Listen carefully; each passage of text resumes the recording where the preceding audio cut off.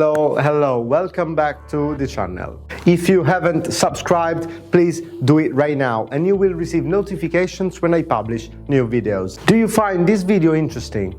Why don't you share it with your colleagues then? In the last videos, I've been talking about the most important KPIs to make your company really customer-centric. Recently, I made a video about customer lifetime value, and following on that one, I would like to talk about another important metric called CSAT, or Customer Satisfaction Score. CSAT measures the happiness of a customer with the products, services, or generally the experience provided by a certain company. It is usually a numeric score that goes from 1 to 5, 1 to 10, or from 1 to 100. Measuring customer satisfaction scores allows your company to know if you did a good job so far, and it also helps you predict how sales will evolve in the future.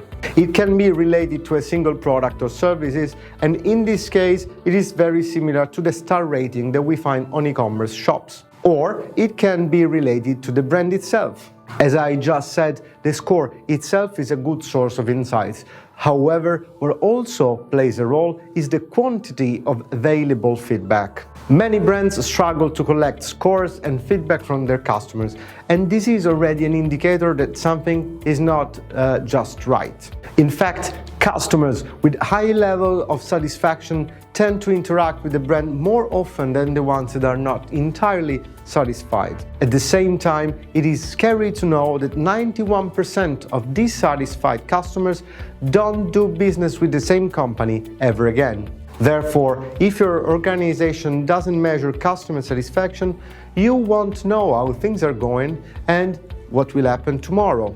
On the contrary, you should make customers happy and give them an easy way to interact with you. This would lead to more interactions, more opportunities to predict the future, and more happy customers.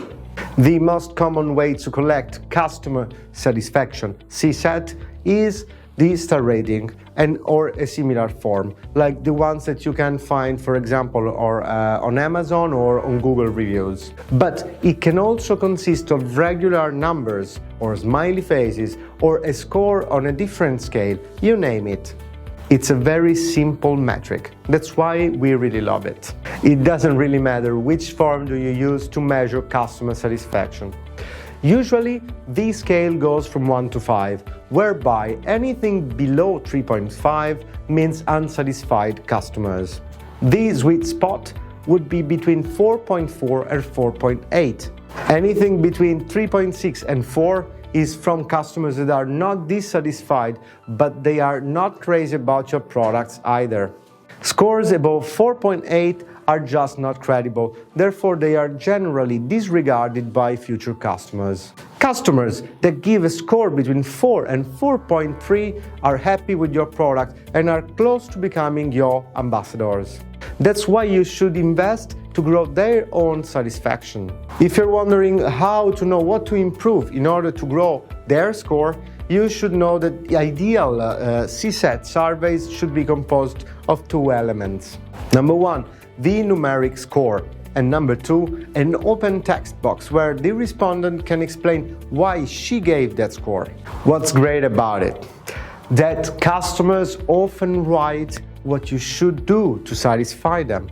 So the only thing that you as a manager should do is to read what I say and plan your actions accordingly.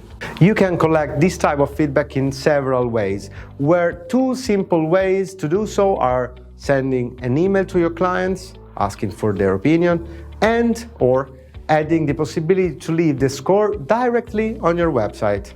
If you collect a big amount of feedback every month, you can start considering automated solutions to analyze it, which is exactly what my company does. So are you ready to start measuring the CSAT and use it to improve your business? Well, I hope you like this type of video in which I try to explain complex concepts in simple words and in just a few minutes. Please let me know what you think in the comments, and as always, see you soon.